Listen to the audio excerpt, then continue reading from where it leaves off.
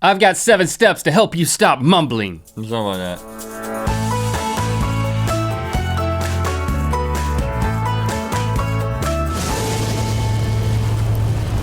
Good mythical morning. Today we tackle the teenage mumbling crisis. Is it a crisis? It's an epidemic, man. Really? It's been diagnosed? Now, I mean, by the CDC? It's. I mean, we've all mumbled at some point, not just teens. Oh, yeah. So what?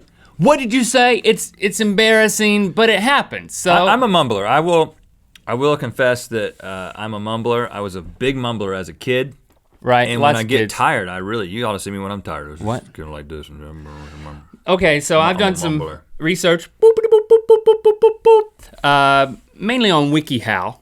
Okay. Yeah, well, best source out there. There's lots of steps you can take to improve your ability to not mumble. But I've taken my favorite steps and I've turned this into a workshop for you, Rhett, that I think you can benefit from at home or wherever you happen to be. I hope you're not driving a car and watching this.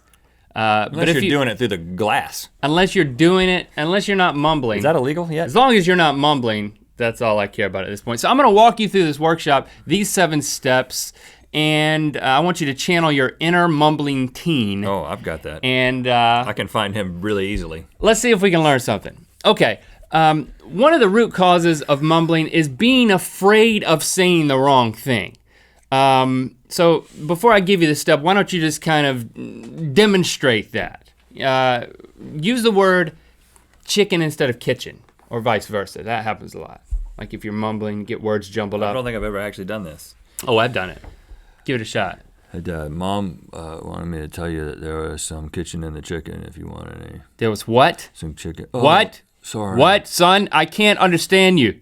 You gotta stop mumbling. Okay, so you- Don't embarrass me, Dad. I think it was somewhere in there. The point is, everybody makes mistakes. You jumble up words sometimes. You can't be afraid. You just gotta own it and just call it like it is, okay? So this time, say it again, but you just need to come right out and just own the fact you said it wrong, correct yourself, and move on. Hey Dad, Mom wanted to let you know that there was some kitchen in the chicken.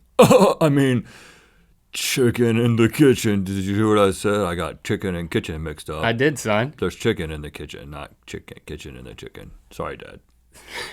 Mom said you can get some. That's good. You owned it a little bit. That's fine. You could have owned it even more like, I said chicken when I was supposed to say No, I don't want to overdo it. I'm a teenager. You don't want to overdo it. I'm a teenager. Okay, mushing words together is obviously kind of the definition of mumbling. You know, when you, here's what I want you to do. I want you to make a conscious effort to articulate. Now, I have written a sentence on this card, and it's an opportunity to articulate, but first just read it in teen mumble voice.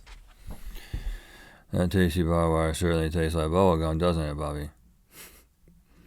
Okay, I didn't quite understand that, but I know what you're trying to say because I wrote that. Okay. So now, make sure you stop and deliver the T's and the B's and the consonants and really differentiate between the vowels. Try to articulate, make a concerted effort. That tasty barbed wire certainly tastes like bubblegum, doesn't it, Bobby? Why are you eating barbed wire? What are you getting at? This has never happened on Earth. It hasn't, but I thought those words would be fun to enunciate. And it also seems like you're eating barbed wire.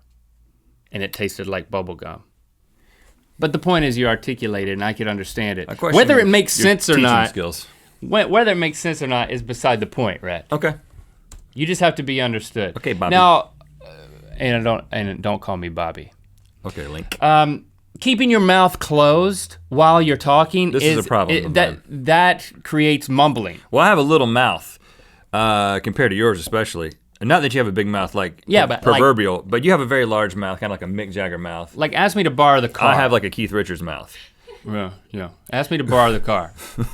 Like I'm your dad. Hey Dad, I wanted to borrow the car because Something wrong with your mouth, son? I was gonna take Cheryl out on a date and I need to take Who? Cheryl, Who? Cheryl, the girl that I'm interested in, and I want to take her out in the car.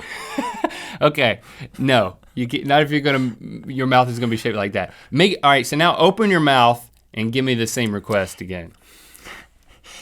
It's as big as it gets. Hey, Dad! Look. I want to take Cheryl out in the car. Look how big mine can get. Please, just keep it to yourself. Hey, Dad, I want to take Cheryl out in the car on a date. Can I borrow the car? Because Cheryl is a girl that I'm interested in. And her name is Cheryl, which is like a retro name for a teen girl. That's why I like her, Dad, because she's different than the Amandas. I'm like backing away slowly. You know the 2 Amandas that I dated last year? Here, son, you can have the keys. She's you can have the keys. Her name is put them in my mouth. Take Cheryl on a date and never come back. Okay. Was that good? People, am I learning? It was weird, but yeah. But you knew what I wanted. I wanted to take Cheryl out in the car. Yeah, and you never come back. Cheryl, is what I would say. If you're a teen girl named Cheryl, please comment on this episode. A lot of mumbling comes from being nervous, which leads you to talk too fast. So you can demonstrate that before I ask you to slow things down. Share a problem you're having as a teen. Mumbling teen problems. Hey, Dad, I hate to tell you this, but I lost my retainer today. They had chicken nuggets at the cafeteria, and I was eating chicken nuggets, and I took out my retainer so I wouldn't get them in the chicken nuggets. And then when I went to throw away the tray, I forgot about it, and I put the thing in the trash, and now the retainer's in the trash, and I got it. I hope you're not mad. Chicken nuggets retainer. I threw my retainer in the trash by accident. I got it. Trash. Right, slow down. Make a conscious effort to slow down and give me that again, son. Hey, Dad. Yes. Today they served chicken nuggets at the cafeteria. Great. And I took out my retainer in order to enjoy the nuggets. I put it onto the tray. Yeah. And then in a moment of excitement and forgetfulness, when I was throwing away my tray, I put the retainer in the trash, and that is where it currently is.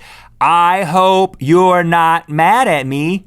Yeah, I'm growing concerned that if you apply my steps, you're gonna become the weirdest teenager on the planet. Especially you gotta know how to channel it, though. If you're in your mid-30s.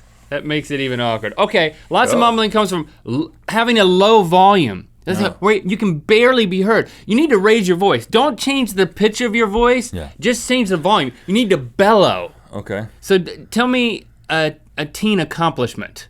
You want me to give the problem, or you want me to give you the solution? Sure, give me a little problem, then give me a little solution. For contrast. Hey, Dad, I got voted most likely to work at a... What? Hey, Dad, I got voted most likely to work at a... Speak up. Hey, Dad, in the yearbook, I got voted most likely to work at a convenience store. Okay.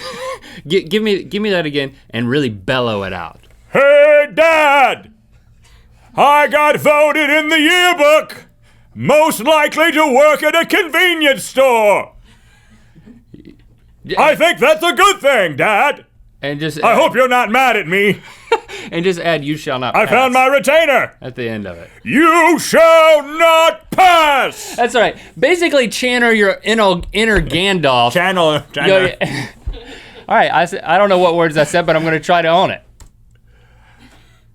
But I don't know what it. Channel. Channel. You're not mumbling. You're just mispronouncing. Channel your inner Gandalf. I'll do an episode for you. All right, here's another one. Sing. Try this one on for size. Tell me about an embarrassing situation, but sing. This actually helps you learn to use air and control your articulation, your breath, your phrasing. Singing goes a long way to counteract mumbling. Dad, the other day when you dropped me off, I got embarrassed cause you were playing John Cougar Mellencamp really loud in your convertible. It's a Chrysler, Dad. It's not cool.